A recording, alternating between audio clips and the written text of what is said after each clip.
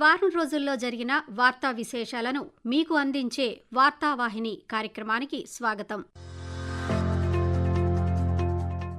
ప్రధానమంత్రి నరేంద్ర మోదీ అధ్యక్షతన శుక్రవారం జరిగిన కేంద్ర మంత్రివర్గ సమావేశంలో 82,560 మంది విద్యార్థులకు ప్రయోజనం చేకూరేలా నూతనంగా 85 కేంద్రీయ విద్యాలయాలను స్థాపించాలని నిర్ణయించారు. ఇప్పటికే ఉన్న కేంద్రీయ విద్యాలయాలను విస్తరిస్తూ 5,388 ఉద్యోగాల కల్పనకు కేబినెట్ ఆమోదం తెలిపింది. అలాగే నవోదయ విద్యాలయ పథకం కింద ప్రస్తుతం ఈ ప్రధాన విద్యా సంస్థలు లేని జిల్లాల్లో 28 నూతన నవోదయ విద్యాలయాలను ఏర్పాటు చేయాలని ఆర్థిక వ్యవహారాల కేబినెట్ కమిటీ ఆమోదం తెలిపింది. ప్రధానంగా గ్రామీణ ప్రాంతాలకు చెందిన ప్రతిభావంతులైన విద్యార్థులకు నాణ్యమైన ఆధునిక విద్యను అందించేందుకు నిర్ణయం తీసుకున్నారు.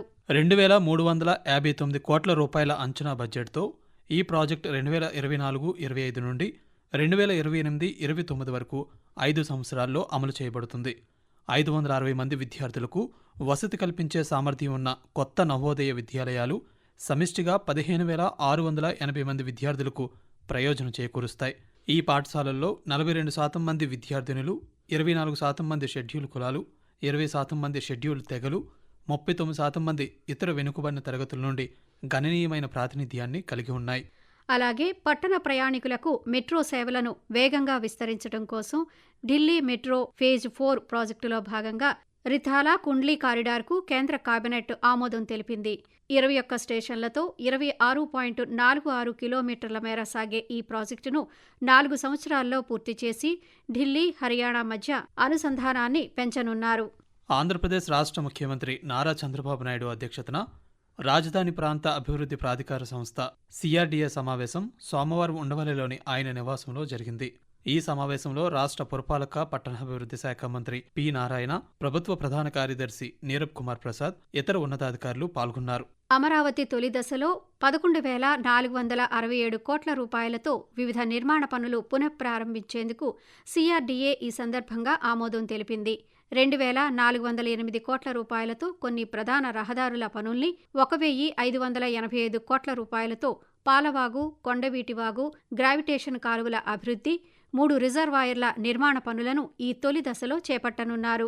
అఖిల భారత సర్వీసుల అధికారులు, గెజిటెడ్, నాన్ గెజిటెడ్ అధికారులు, గ్రేడ్ 4 ఉద్యోగుల నివాస భవనాల్ని 3,525 కోట్ల రూపాయలతో పూర్తి చేయనున్నారు. భూ సమీకరణలో భాగంగా భూములిచ్చిన రైతులకు స్థలాలు కేటాయించిన లేఅవుట్ల అభివృద్ధి పనుల్ని 3,850 కోట్ల రూపాయలతో కొనసాగిస్తామని అధికారులు తెలిపారు. అలాగే అమరావతిలో హ్యాపీనెస్ట్ ప్రాజెక్టుకు 984 కోట్ల రూపాయల సవరించిన అంచనాలతో కొత్తగా టెండర్లు పిలిచేందుకు CRDA ఆమోదం తెలిపింది. ఢిల్లీలోని భారత మండపంలో శుక్రవారం ప్రారంభమైన అష్టలక్ష్మి మహోత్సవ్లో ప్రధానమంత్రి నరేంద్ర మోదీ పాల్గొన్నారు. 21వ శతాబ్దం భారతదేశానికి చెందినదని, దేశ అభివృద్ధిలో తూర్పు, ఈశాన్య ప్రాంతాల పాత్ర చాలా కీలకమని ఈ సందర్భంగా పేర్కొన్నారు. గత సంవత్సరం ఇదే వేదికపై జరిగిన G20 సమ్మిట్ కంటే ఈ కార్యక్రమం చాలా ముఖ్యమైనదని నరేంద్ర మోదీ అభివర్ణించారు. దక్షిణాసియా, తూర్పు ఆసియాతో సాంస్కృతిక మరియు వాణిజ్య అనుసంధానానికి భారతదేశం ఒక కేంద్రంగా నిలుస్తుందన్నారు. ఈ కార్యక్రమంలో అనేక స్టాల్స్కు మహిళా పారిశ్రామికవేత్తలు నాయకత్వం వహించారని, ఈ ప్రాంతంలోని మహిళల సాధికారతకు ఇది నిదర్శనమని ప్రధానమంత్రి పేర్కొన్నారు. అష్టలక్ష్మి మహోత్సవ్ను మొదటిసారిగా నిర్వహిస్తున్నారు. సాంప్రదాయ కళలు, చేతి పనులు, GI ట్యాగ్ చేయబడిన ఉత్పత్తుల ప్రదర్శనలతో ఈశాన్య ప్రాంతంలోని గొప్ప సాంస్కృతిక వస్త్రాలను ఈ ఉత్సవంలో ప్రదర్శిస్తారు. పెట్టుబడిదారుల రౌండ్ టేబుల్ సమావేశాలు, కొనుగోలు విక్రయదారుల సమావేశాలు, చేతి వృత్తుల వారు, రైతులు 3 రోజుల పాటు జరుగుతున్న ఈ కార్యక్రమంలో పాల్గొన్నారు. Global forum for sustainable transformation GFSE ఆధ్వర్యంలో శుక్రవారం విశాఖపట్నంలో నిర్వహించిన డీప్ టెక్ ఇన్నోవేషన్ జాతీయ సదస్సు 2024లో ఆంధ్రప్రదేశ్ ముఖ్యమంత్రి నారా చంద్రబాబు నాయుడు పాల్గొని ప్రసంగించారు. Swarnandhra and transforming India to Viksit Bharat పుస్తకాన్ని ఈ సందర్భంగా ఆవిష్కరించారు. అనంతరం shaping the next era of governance అనే అంశంపై జరిగిన సదస్సులో చంద్రబాబు నాయుడు మాట్లాడారు.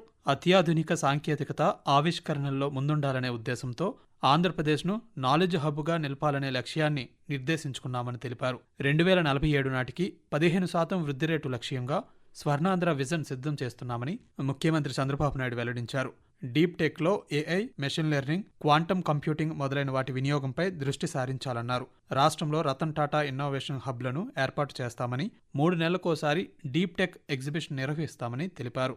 ఉపాధిని సృష్టించేందుకు కోవర్కింగ్ స్టేషన్ల ఏర్పాటుకు ప్రోత్సాహకాలు అందిస్తామన్నారు. మహారాష్ట్ర నూతన ముఖ్యమంత్రిగా భారతీయ జనతా పార్టీ నాయకులు దేవేంద్ర ఫడ్నవీస్ ప్రమాణ స్వీకార కార్యక్రమం గురువారం ముంబైలోని ఆజాద్ మైదాన్లో వైభవంగా జరిగింది. గవర్నర్ సిపి రాధాకృష్ణన్ దేవేంద్ర ఫడ్నవీస్తో ప్రమాణం చేయించారు. ఈ కార్యక్రమానికి ప్రధానమంత్రి నరేంద్ర మోదీ, కేంద్ర హోంమంత్రి అమిత్ షా, రక్షణ శాఖ మంత్రి రాజ్నాథ్ సింగ్, ఉత్తరప్రదేశ్ ముఖ్యమంత్రి యోగి ఆదిత్యనాథ్, బీహార్ ముఖ్యమంత్రి నితీష్ కుమార్ సహా పలువురు ప్రముఖులు హాజరయ్యారు. ఆంధ్రప్రదేశ్ రాష్ట్ర ప్రభుత్వం శుక్రవారం నుంచి రెవెన్యూ సదస్సులను ప్రారంభించింది. 33 రోజుల పాటు జరగనున్న ఈ రెవెన్యూ సదస్సుల్లో భూ వివాదాలకు సంబంధించిన సమస్యలకు ముగింపు పలికేలా పరిష్కార మార్గాలను రెవెన్యూ అధికారుల ద్వారా అందించనున్నారు. ముఖ్యంగా గ్రామాల్లో నెలకొన్న సమస్యల పరిష్కారానికి రెవెన్యూ సదస్సులు నిర్వహిస్తున్నామని రెవెన్యూ శాఖ మంత్రి అనగాని సత్యప్రసాద్ తెలిపారు. అన్ని రకాల భూ సమస్యలపై రెవెన్యూ సదస్సుల్లో ప్రజల నుంచి ఫిర్యాదులు స్వీకరించాలని అధికారులకు ఆదేశించారు. ప్రతి సమస్యకు కాలపరిమితిని నిర్దేశించుకుని సాధ్యమైనంతవరకు పరిష్కారాలకు కృషి చేస్తామని ఈ రెవెన్యూ సదస్సుల్లో మండల తహసీల్దార్లు, రెవెన్యూ ఇన్స్పెక్టర్లు, మండల సర్వేయర్లు, సంబంధిత గ్రామాల రెవెన్యూ అధికారులు ప్రజలకు అందుబాటులో ఉంటారని మంత్రి స్పష్టం చేశారు. భారత అంతరిక్ష పరిశోధనా సంస్థ ఇస్రో చేపట్టిన పిఎస్ఎల్వి C-59 ప్రయోగం విజయవంతమైంది. శ్రీహరికోటలోని సతీష్ ధావన్ స్పేస్ సెంటర్ షార్ నుంచి పిఎస్ఎల్వి-59 రాకెట్ ప్రోబా-3 శాటిలైట్స్ ను మోసుకువెళ్లింది. ఐరోపా అంతరిక్ష సంస్థ ESAకు చెందిన ప్రోబా-3 ఉపగ్రహాలను ఇస్రో ప్రయోగించింది. ప్రయోగం విజయవంతం కావడం పట్ల ఇస్రో చైర్మన్ ఎస్ సోమనాథ్ శాస్త్రవేత్తలకు అభినందనలు తెలిపారు. కృత్రిమ సూర్యగ్రహణాన్ని సృష్టించేందుకు, సూర్యుని బాహ్య వలయంపై అధ్యయనం చేసేందుకు ఈ ప్రయోగం చేపట్టామని తెలియజేస్తూ The PSLV C-59 Proba-3 mission is successfully accomplished. The spacecraft has been placed in the right orbit, which is very highly elliptical orbit of almost 600 km perigee. That's the closest point to Earth, and 60,000 kilometers at its apogee, the farthest point, and an inclination of 59 degrees. It has been precisely achieved by PSLV in its 61st mission. So congratulations to the entire PSLV project team, and we wish all the very best to Proba for their operations and achieving the mission goals. Congratulations to both the teams. Parliament శీతాకాల సమావేశాలు 2వ వారం కూడా కొనసాగుతున్నాయి. మొదటి వారంలో విపక్ష సభ్యులు చేపట్టిన ఆందోళనలకు ముగింపు పలకాలని లోక్సభ సభాపతి ఓం బిర్లా విపక్ష సభ్యులతో సమావేశమయ్యారు. ఈ సమావేశం అనంతరం ప్రభుత్వం, విపక్షాల మధ్య ఒక ఒప్పందం కుదిరింది. రాజ్యాంగంపై ప్రత్యేకంగా చర్చ చేపట్టడానికి ప్రభుత్వం సుముఖత చూపుతూ 13, 14 తేదీల్లో లోక్సభలోనూ, 16, 17 తేదీల్లో రాజ్యసభలోనూ చర్చ చేపడతామని సభాపతి తెలియజేయడంతో విపక్ష సభ్యులు ఆందోళనలు విరమించి సభ సజావుగా సాగేందుకు సహకరిస్తామని తెలిపారు. అలాగే వారాంతాల్లో కూడా పార్లమెంట్ శీతాకాల సమావేశాలను కొనసాగించాలని నిర్ణయం తీసుకున్నారు. ఈ వారం రోజుల్లో పార్లమెంట్ సమావేశాల్లో భాగంగా ప్రభుత్వం పలు కీలక బిల్లులను ప్రవేశపెట్టింది. పరిశ్రమల్లో బాయిలర్ లోపల పనిచేసే వ్యక్తుల భద్రత కోసం బాయిలర్ల చట్టం 1923ను రద్దు చేస్తూ బాయిలర్ల బిల్లు 2024కు రాజ్యసభ ఆమోదం తెలిపింది. మరోవైపు మహిళల ద్వారా ప్రత్యేకంగా ప్రోత్సహించబడుతున్న సహకార సంఘాల అభివృద్ధికి national cooperative development corporation NCDC 7,708 కోట్ల రూపాయల ఆర్థిక సహాయాన్ని మంజూరు చేసిందని రాజ్యసభకు కేంద్ర హోంమంత్రి అమిత్ షా తెలియజేశారు. ఇదిలా ఉండగా బుధవారం కేంద్ర రైల్వే శాఖ మంత్రి అశ్విని వైష్ణవ్ లోక్సభలో రైల్వే సవరణ బిల్లు 2024ను ప్రవేశపెట్టారు. రైల్వే శాఖలో మరింత సౌకర్యాన్ని తీసుకురావడానికి ఈ బిల్లును రూపొందించామన్నారు.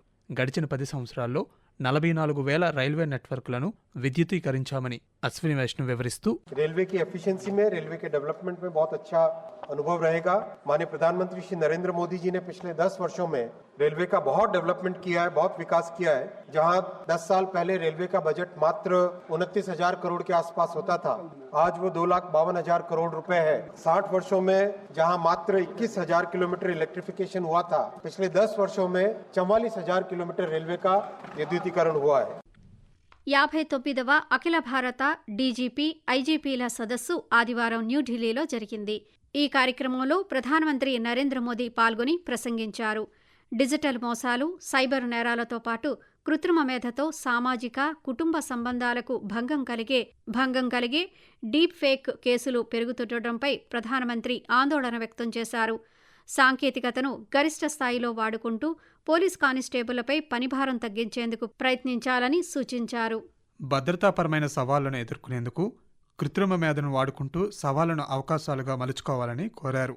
అర్బన్ పోలీసింగ్ కార్యక్రమాన్ని దేశవ్యాప్తంగా ఉన్న 100 నగరాల్లో పూర్తి స్థాయిలో అమలు చేస్తామని తెలిపారు. 3 రోజుల పాటు జరిగిన ఈ సదస్సులో సుమారు 1000 మంది పాల్గొన్నారు. ముగింపు కార్యక్రమంలో హోంమంత్రి అమిత్ షా, జాతీయ భద్రతా సలహాదారు అజిత్ దోవల్ పాల్గొన్నారు. ఆంధ్రప్రదేశ్ ముఖ్యమంత్రి నారా చంద్రబాబు నాయుడు అధ్యక్షతన మంగళవారం జరిగిన మంత్రివర్గ సమావేశంలో పలు కీలక నిర్ణయాలను తీసుకున్నారు. రాష్ట్రంలో మెగా షిప్యార్డ్ ఏర్పాటు చేసేలా చర్యలు చేపట్టాలని ప్రభుత్వం నిర్ణయించింది. రాష్ట్రాన్ని నౌకా నిర్మాణంలో అగ్రస్థానంలో నిలిపేందుకు చర్యలు చేపట్టాలని తీర్మానించింది. వీటిని సాధించే లక్ష్యంలో భాగంగా రూపొందించిన మారిటైమ్ పాలసీ 4.0కు మంత్రిమండలి ఆమోదం తెలిపింది. అలాగే పౌర సేవలను సులభతరం చేయడం, పాలనలో వేగం పెంచడం లక్ష్యంగా తయారు చేసిన రియల్ టైమ్ గవర్నెన్స్ 4.0 అమలు ప్రతిపాదనకు సైతం మంత్రివర్గం ఆమోదం తెలిపింది. వాట్సాప్ ద్వారా సేవలందించేందుకు ప్రభుత్వం చర్యలు తీసుకోనుంది. రాష్ట్రాన్ని నాలెడ్జ్ హబ్గా మార్చాలనే లక్ష్యంతో రూపొందించిన information technology global capability centres policy 4.0ను మంత్రివర్గం ఆమోదించింది.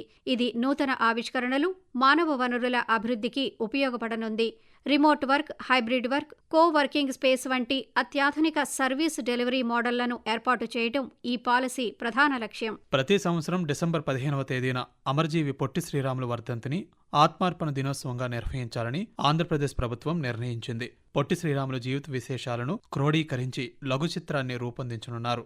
ఆయన ఇంటిని మ్యూజియంగా మార్చి ఆయన జీవిత విశేషాలను భద్రపరిచేందుకు ప్రభుత్వం నిర్ణయించింది. టూరిజం పాలసీ 2024-29లో తీసుకువచ్చిన సవరణలకు కేబినెట్ ఆమోదం తెలిపింది. పర్యాటకులను ఆకర్షించేలా temple tourism, eco tourism, adventure tourism, agri టూరిజంలను కలుపుతూ టూరిజం సర్క్యూట్లను ఏర్పాటు చేయనున్నారు.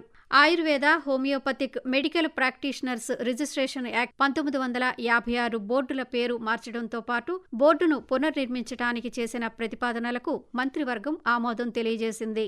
ఫెంగల్ తుఫాన్ కారణంగా నష్టపోయిన వారిని ఆదుకోవడానికి రాష్ట్ర విపత్తు ప్రతిస్పందన నిధి SDRF నుండి తమిళనాడుకు కేంద్ర ప్రభుత్వ సహాయంగా హోం మంత్రిత్వ శాఖ 944 కోట్ల రూపాయలను మంజూరు చేసింది. నవంబర్ 30వ తేదీన తుఫాన్ తీరం దాటినా తిరిగి మళ్లీ వారంలోపే రావడంతో తమిళనాడు రాష్ట్ర వ్యాప్తంగా విస్తృత నష్టం జరిగింది. తమిళనాడు, కేంద్రపాలిత ప్రాంతం పుదుచ్చేరి ఫెంగాల్ తుఫాను కారణంగా తీవ్రంగా ప్రభావితమయ్యాయి. అంతర్మంత్రిత్వ కేంద్ర బృందం IMCT నష్టాన్ని అంచనా వేసింది. నిబంధనలకు అనుగుణంగా IMCT సమగ్ర నష్ట అంచనా నివేదికను సమర్పించిన తర్వాత జాతీయ విపత్తు ప్రతిస్పందన నిధి NDRF నుంచి అదనపు ఆర్థిక సహాయం ఆమోదించబడుతుందని మంత్రిత్వ శాఖ హామీ ఇచ్చింది. పురుషుల జూనియర్ ఆసియా కప్ టైటిల్ను భారత జట్టు మరోసారి గెలుచుకుంది. మస్కట్ వేదికగా జరుగుతున్న ఈ ఆసియా కప్ ఫైనల్ మ్యాచ్లో ప్రత్యర్థి పాకిస్తాన్ జట్టుపై 5-3 గోల్స్ తేడాతో భారత్ మరోసారి విజయం సాధించి వరుసగా 3వసారి ఆసియా కప్ విజేతగా నిలిచింది. ఈ ఆసియా కప్ టోర్నమెంట్లో భారత్కిది 5వ టైటిల్. అంతకుముందు 2004, 2008, 2015, 2023లో ఈ టైటిల్ను భారత్ గెలుచుకుంది. కోవిడ్ కారణంగా 2021 టోర్నమెంట్ను రద్దు చేశారు. ఇప్పటి వరకు ఈ వారం రోజుల్లో జరిగిన వార్తా విశేషాలను మీకు అందించే వార్తావాహిని కార్యక్రమాన్ని విన్నారు. వ్యాఖ్యానం డివి సత్యనారాయణ, పి సుధా. సమర్పణ ప్రాంతీయ వార్తా విభాగం, ఆకాశవాణి విశాఖపట్నం కేంద్రం. వెలువడింది ఆకాశవాణి విజయవాడ కేంద్రం నుండి.